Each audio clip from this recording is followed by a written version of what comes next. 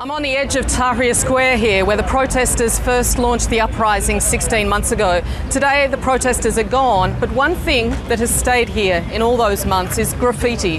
Tahrir Square has become something of a mobile art gallery, and right now we can see graffiti. In the last few days, it's been wiped out every day by the authorities, and every night the graffiti artists come in and paint it again.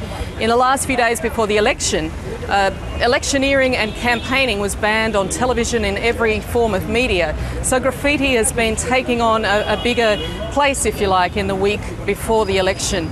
And for example, here we see this is a face of, half the face is Mubarak, Hosni Mubarak, who was ousted in the uprising last year.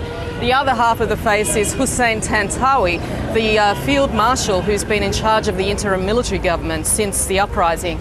Behind him we see Amr Moussa, who was one of the front runners in the election, and behind him we just see a tiny bit of the face of Ahmed Shafiq, the other former minister of Mubarak's government. Now the message here is clear that the people who have done this painting want to get rid of any remnants of the Mubarak regime. They're against Amr Moussa, they're against Ahmed Shafiq because they were former ministers in the Mubarak government, and they want to remind people that there's very much a connection between Mubarak and those two candidates today. Interestingly, this graffiti is on the edge of Tahrir Square in Mohammed Mahmoud Street, which is a street where some of the worst violence occurred last November in the lead up to the parliamentary elections. A lot of people were blinded on this street by police who were firing birdshot during a protest just before the parliamentary elections began. Those protesters were trying to get to the Interior Ministry, but they paid a very high price before they got there.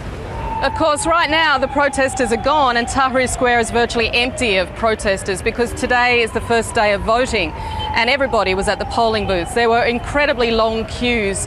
53 million people were eligible to vote, and some polling booths they had the queues stretching around the corner. As you speak to people going into the polls, they were reluctant to say just who they voted for or wanted to vote for.